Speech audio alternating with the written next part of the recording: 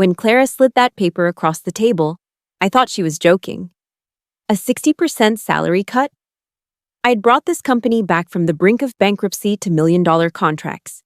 And now they were repaying me by financially strangling my daughter, a child who needed monthly treatments just to survive. But I didn't scream. I just smiled slightly. Because I knew. I was about to rewrite the rules of the game. My name is Lena Torres. I'm 39 years old and a systems engineer at Zentrix Technologies, where I've spent the last 8 years developing automation solutions for supply chains. More specifically, I'm the team leader responsible for the optimization algorithms that have saved the company tens of millions of dollars. But more importantly, I'm the single mother of Aaliyah, my brilliant 11-year-old daughter who was born with a congenital heart condition. That Thursday afternoon, when I received the meeting request from Clara Mendez, our Chief Operations Officer, I had a sinking feeling. For the past month, I'd been gradually excluded from executive email chains I'd previously been included on. Projects I'd spearheaded were suddenly being discussed without my input.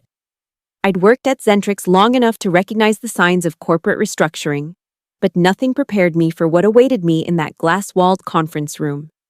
Clara sat at the head of the table, flanked by Dominic from Finance, Rebecca from HR, and Thomas, the newly appointed technical director who'd been hired despite having significantly less experience than most of the senior engineers, myself included. Lena, thank you for coming in. Clara began with that corporate smile that never reached her eyes. As you know, Zentrix is undergoing some adjustments to ensure long-term stability. I nodded, keeping my expression neutral as I took the seat across from her. We've had to make some difficult decisions, she continued, sliding a document across the polished table. In the spirit of teamwork and company loyalty, we're implementing temporary compensation reductions across several departments. I looked down at the paper. My current salary of $90,000 was crossed out, replaced with $36,000. The room seemed to tilt slightly as I stared at the numbers. That wasn't a reduction. That was financial execution. This is a 60% cut, I stated flatly. We understand this is significant. Rebecca from HR chimed in with practiced sympathy. But everyone is making sacrifices. We're all in this together. I glanced around the room, noting their designer watches and tailored suits. Is everyone taking a 60% cut? An uncomfortable silence followed. The adjustments are proportional to each employee's value proposition and replaceability factor. Dominic explained in financial jargon meant to confuse and intimidate. Replaceability factor. 8 years of dedication reduced to how easily they thought they could replace me. I see, I said, keeping my voice steady. And my daughter's medical treatments? They won't be taking a 60% cut in cost. Clara's smile tightened. Your personal circumstances, while unfortunate, can't factor into company-wide financial decisions. Lena, I'm sure you understand. I did understand. I understood perfectly. I'll need time to consider this, I said, rising from my chair. Of course, Clara replied.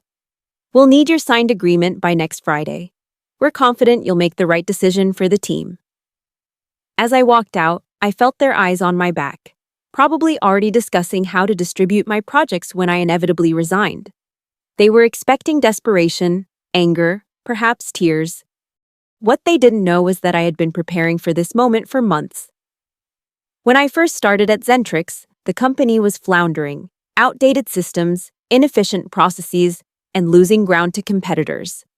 I was hired as part of a last-ditch effort to modernize their operations. Within 2 years, my optimization algorithms had transformed their supply chain management, cutting costs by 37% and improving delivery times by over 40%. The key breakthrough came 3 years ago, when I developed 3 proprietary AI algorithms that I named Trinity: Nexus for inventory optimization, Helix for route planning, and Synapse for predictive analytics. These weren't just incremental improvements. They revolutionized how Zentrix operated and became the foundation of the company's competitive advantage. What Clara and the executive team didn't know, or had conveniently forgotten, was that I had initially developed these algorithms at home, on my personal equipment during evenings and weekends. I had meticulously documented this process, keeping video logs of my work sessions, maintaining detailed development journals, and saving all receipts for the high-end computing equipment I'd purchased with my own money.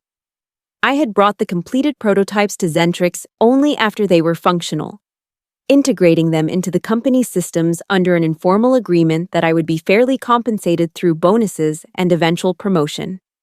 The bonuses came for the first year, then gradually diminished despite the algorithm's increasing value to the company. The promised promotion never materialized. 6 months ago, I'd had lunch with an old colleague who now worked at Lexington & Barrow, a prestigious intellectual property law firm. After describing my situation, he'd introduced me to Jamal Reyes, a sharp-minded IP attorney who specialized in cases just like mine. "You've created something valuable without a formal work-for-hire agreement," Jamal had explained during our first meeting. "That puts you in an interesting position legally."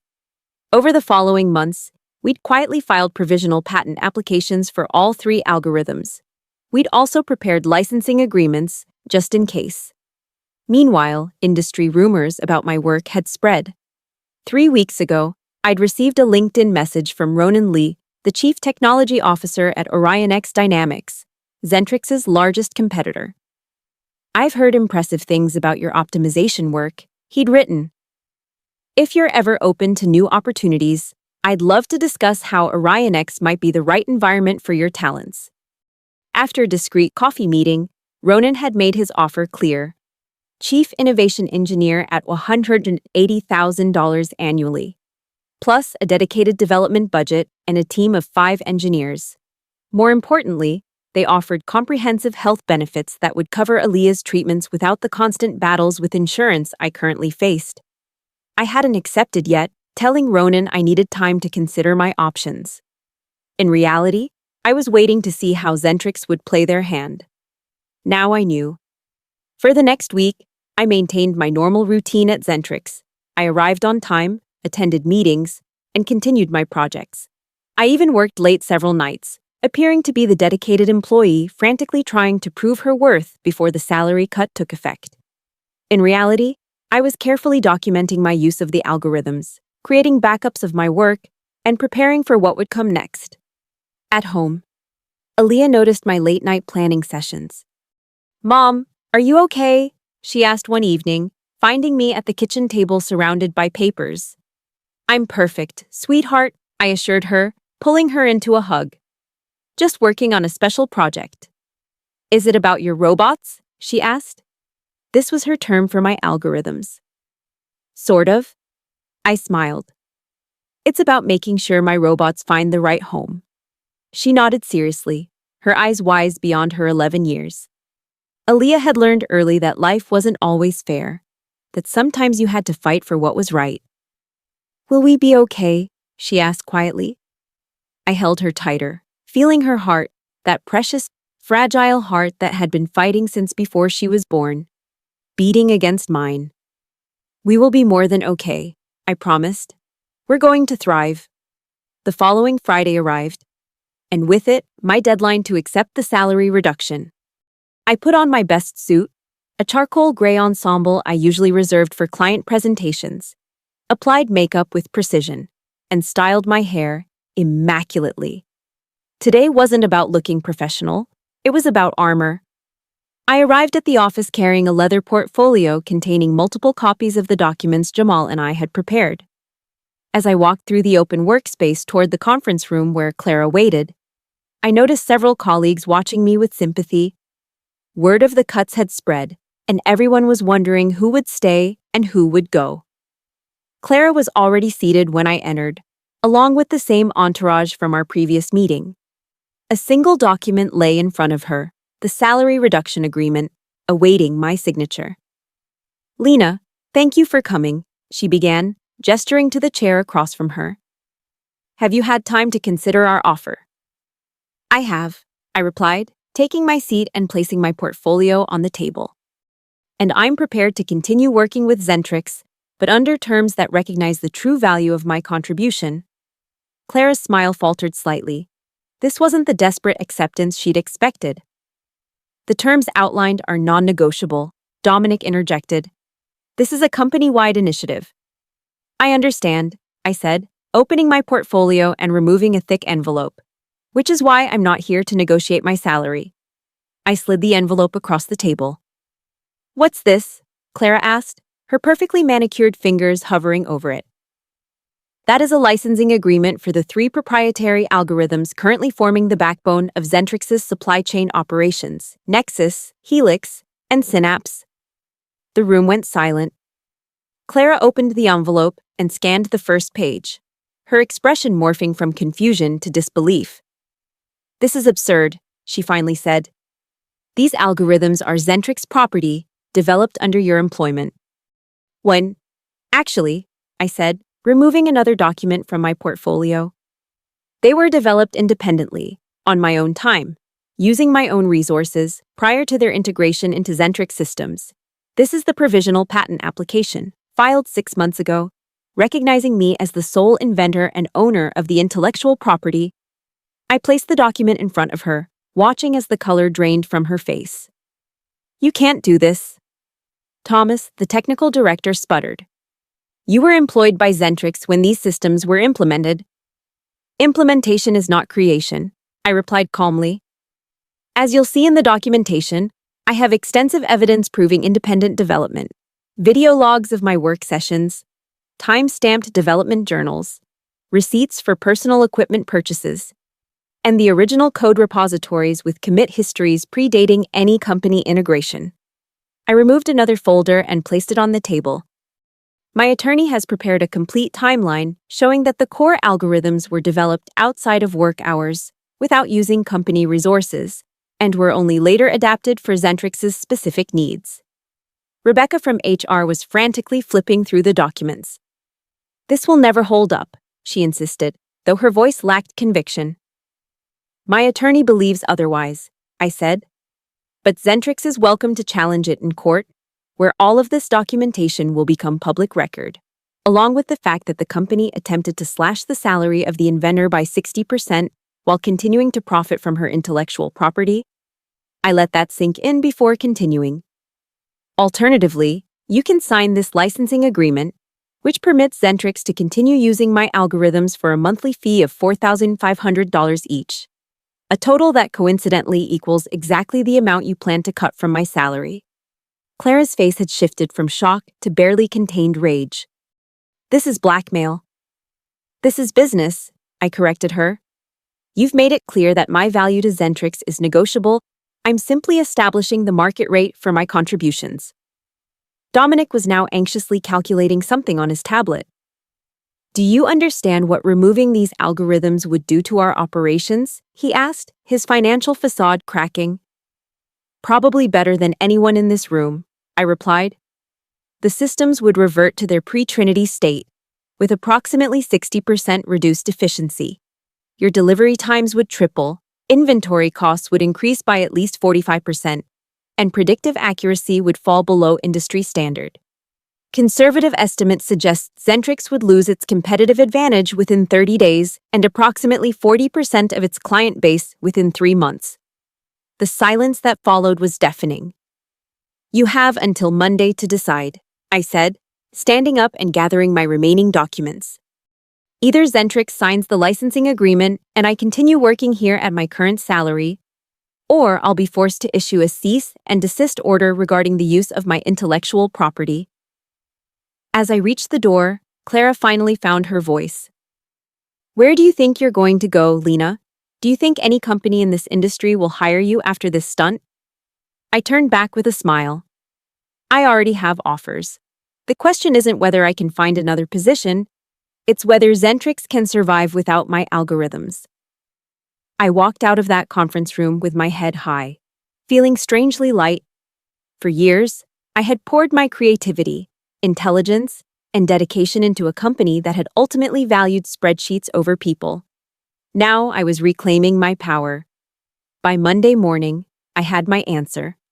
Clara's assistant delivered a terse email requesting a meeting with the CEO, Harold Wellington, who had mysteriously been absent from the previous discussions. Harold was a stooped, white-haired man who had founded Zentrix 30 years ago and now served mainly as the company's figurehead while the executive team ran daily operations. I had met him only twice before, at company-wide meetings where he read prepared statements before disappearing back to his office.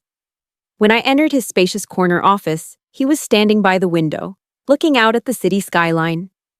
"Ms. Torres," he said, turning to greet me with an evaluating gaze. "It seems we have a situation." "We do," I agreed, taking the seat he gestured toward.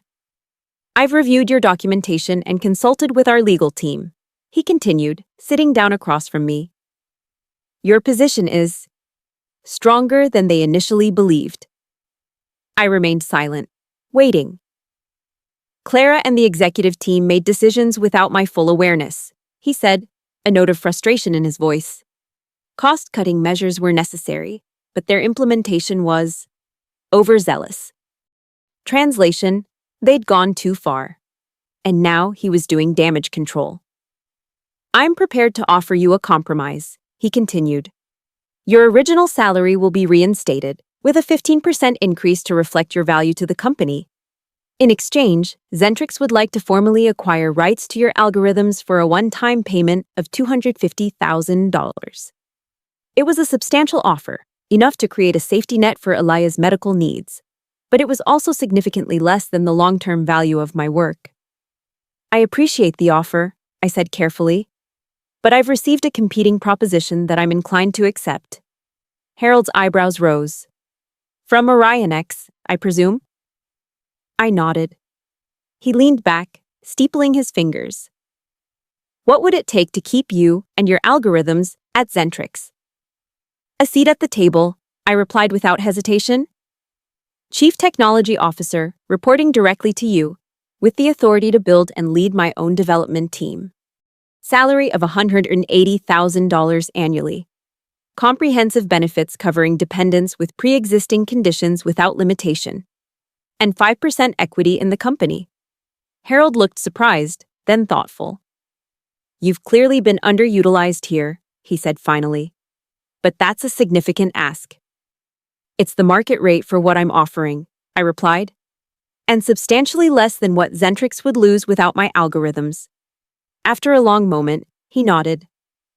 "I'll need to consult with the board, but I believe we can come to an agreement along those lines. I would, however, request your discretion regarding the circumstances." "Of course," I agreed. "Though I will require Clara's removal from any oversight of my department." A ghost of a smile crossed his face. "Ms. Mendez has been reassigned to our international division, effective immediately. I believe she'll be quite busy establishing our new office in Auckland." I left Harold's office with a tentative agreement and a request to meet again the following day to finalize terms. As I walked back to my desk, I couldn't help but feel a mixture of vindication and unease. I had won this battle. But at what cost to my relationships within the company? That evening, as I helped Aaliyah with her science homework, my phone buzzed with a message from Ronan at OrionX. "Any updates? Our offer stands, but we need your decision by Wednesday." I looked at my daughter, carefully measuring the pH of different household liquids for her experiment, her face alight with curiosity despite the medical port visible beneath her t-shirt collar. In that moment, I made my decision. The next morning, I declined Harold's offer as graciously as possible, explaining that while I appreciated the recognition, I had decided to pursue a new opportunity. His disappointment was evident, but he respected my choice, even offering to serve as a reference despite the circumstances of my departure. "Talent like yours shouldn't be constrained by corporate politics," he said as we shook hands. "I wish things had been handled differently." "So do I replied honestly. My resignation sent ripples through Zentrix. Several colleagues expressed shock, while others admitted they'd have made the same choice in my position. A few senior engineers, upon learning of my destination, discreetly asked if OrionX might have positions for them as well. As for the algorithms, Zentrix and I eventually settled on a one-year transitional licensing agreement, giving them time to develop alternative systems while providing me with a substantial supplementary income. It wasn't the outcome I had initially envisioned, but it felt like a fair resolution. My first day at OrionX was both exhilarating and intimidating. The company's headquarters occupied a renovated industrial building with exposed brick walls, abundant natural light, and an energy that Zentrix had always lacked. Ronan personally introduced me to my team, 5 brilliant engineers with complementary specialties who had been briefed on the general direction of our work but awaited my leadership to define specifics. "The floor is yours," Ronan said after the introductions, gesturing to the sleek conference room where my new team was gathered. "We're eager to see what you can build here." I took a deep breath and began outlining my vision, not just replicating my previous algorithms, but evolving them into something more powerful and integrated. A real-time logistics optimization system that could continuously learn and adapt to changing conditions without human intervention. Over the following months, we worked intensively to bring this vision to life.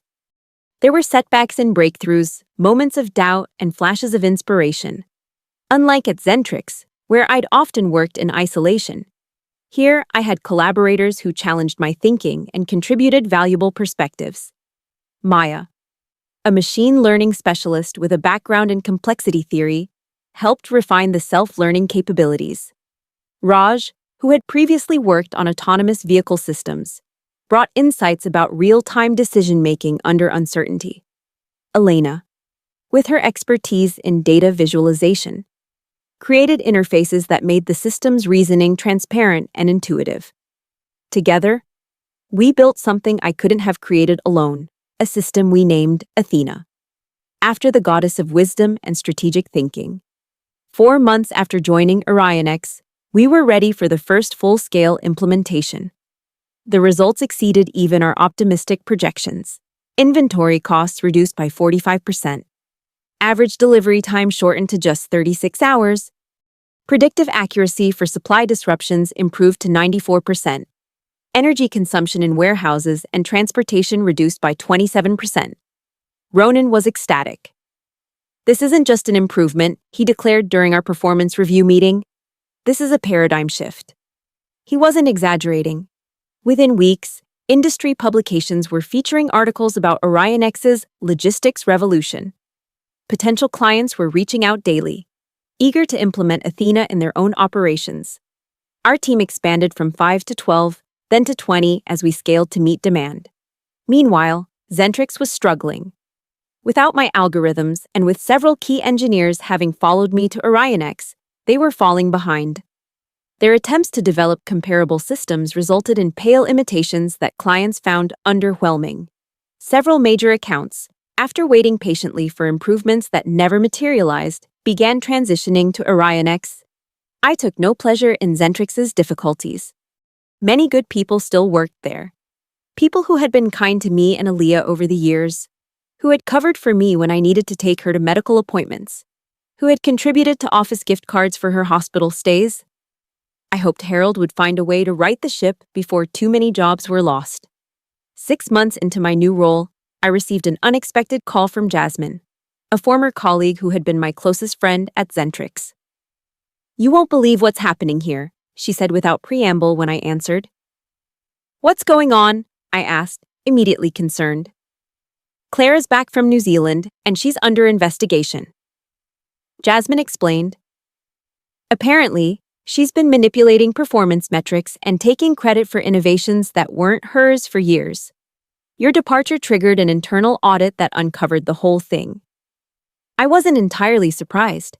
Clara had always been more focused on appearances than substance. "There's more," Jasmine continued. "Harold is considering acquisition offers. Word is, OrionX is at the top of the list." That was surprising. Despite their recent struggles, Zentrix still had valuable assets and client relationships that would take years to build from scratch. "Any other details?" I asked. "Just rumors," she replied. "But people are saying that OrionX is making their offer conditional on you having a leadership role in the merged company. Something about reuniting the architect with the foundation." After hanging up, I sat at my desk, processing this information. If OrionX acquired Zentrix, I would effectively be returning to the company that had tried to cut my salary by 60%, but this time, in a position of significant authority. The prospect was both vindicating and unsettling. 2 days later, Ronan confirmed Jasmine's information. "We've been in talks with Zentrix for a few weeks," he admitted during a private meeting. "Their infrastructure and client relationships complement our technology perfectly. But we're concerned about cultural integration." "And that's where I come in?" I asked. "Precisely." He nodded. "If this acquisition proceeds, we want to appoint you as Global Development Director for both brands. You understand both companies, both technologies, and you have the vision to unite them effectively." "What about Clara and the others who were involved in my departure?" I asked. "Clara Mendez is no longer with Zentrix," he replied, "and we'll be implementing our own executive structure post-acquisition." I considered the opportunity carefully. Part of me wanted nothing to do with Zentrix after how they treated me, but another part recognized the potential to create something truly exceptional by combining the best elements of both companies. "I'll need to think about this," I told Ronan. "Of course," he agreed. "But don't take too long. The board votes next week." That evening, I discussed the situation with Aaliyah as we prepared dinner together. At almost 12 now, she was old enough to understand the complexities involved, and I valued her perspective. "Would you be their boss?" she asked as she carefully chopped vegetables. "In a way," I replied. "I'd be responsible for all technology development across both companies." She considered this, her expression serious. "Would you make things better for the people there? The ones who were nice to us?" "Leave it to my daughter to cut straight to the heart of the matter." "I would try," I told her honestly. She nodded, satisfied. "Then you should do it. Show them how it's supposed to be done." The acquisition proceeded rapidly once both boards approved. Within a month, OrionX had completed its purchase of Zentrix, and I found myself returning to the familiar offices, but under very different circumstances. As I walked through the main workspace on my first day back, I saw many familiar faces. Some looked surprised, others relieved, a few apprehensive. I made a point to speak with as many former colleagues as possible, reassuring them that their positions were secure and that I looked forward to working together in this new chapter. Harold met me in what had been Clara's office, now mine. "The wheel turns, doesn't it?" he observed with a wry smile. "Welcome back, Ms. Torres. Or should I say, Director Torres now?" "Lena is still fine," I assured him. He nodded, his expression turning serious. "I owe you an apology. I should have been more aware of what was happening in my own company.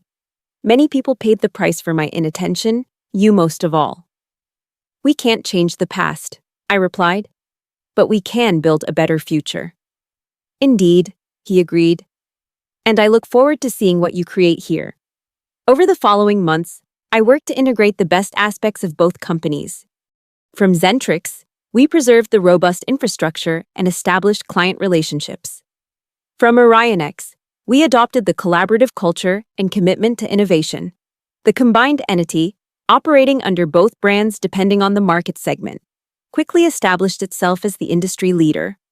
More importantly, I implemented policies that I wished had existed during my previous tenure: transparent compensation structures, recognition programs for innovation, flexible work arrangements for employees with caregiving responsibilities, and comprehensive health benefits that covered dependents without limitation. I took particular satisfaction in establishing a development fund for employees pursuing independent innovation, with clear agreements about intellectual property rights and fair compensation for breakthrough technologies. 1 year after the acquisition, we celebrated the launch of Athena 2, a system that combined elements of my original Trinity algorithms with the advanced capabilities developed at OrionX. The results were transformative not just for our clients, but for the industry as a whole, establishing new standards for efficiency, sustainability, and adaptability. On the personal front, Aaliyah's health had stabilized thanks to a new treatment protocol that our improved insurance now covered without question. She was thriving in school, particularly in science and mathematics. already talking about following in my footsteps as an engineer. Maybe I'll build robots like you, she told me one evening as we walked home from her checkup, her medical reports showing the best results we'd seen in years. Algorithms aren't exactly robots, I corrected her with a smile. They're better, she insisted. They're like invisible robots that make the whole world work better. I couldn't argue with that logic. Looking back on the journey from that conference room where Clara had slid the salary reduction across the table, to my current position leading global development for a company that valued both innovation and people, I felt a complex mixture of emotions. There was pride in what I'd accomplished, satisfaction in the vindication of my worth, but also a certain wistfulness for the simpler path my career might have taken without that moment of crisis. Had Clara never attempted to cut my salary, I might still be working at the original Zentrix, developing incremental improvements to my algorithms, comfortable but undervalued. The confrontation had forced me to recognize my own worth and fight for it, not just for myself, but for Aaliyah. Perhaps that was the most important lesson. Sometimes the moments that seem designed to diminish us become the catalysts for our greatest growth. I once thought I was powerless when they pressured me to sign that salary reduction. But in that moment, they had unknowingly signed the death warrant for their entire outdated model. All I had to do was smile and hand them a letter they would never forget. I've written a detailed first-person narrative following your outline about Lena Torres, a brilliant systems engineer and single mother who faces an unfair salary cut and ultimately turns the situation to her advantage. The story follows her journey from being undervalued at Zentrix to reclaiming her power through ownership of her intellectual property, finding success at a competitor, and eventually returning in a position of leadership. The narrative maintains all the key plot points from your outline while developing the characters and situations in greater detail. I've written it as requested, without section headings, special characters, or separating lines, and entirely from the first-person perspective of the protagonist.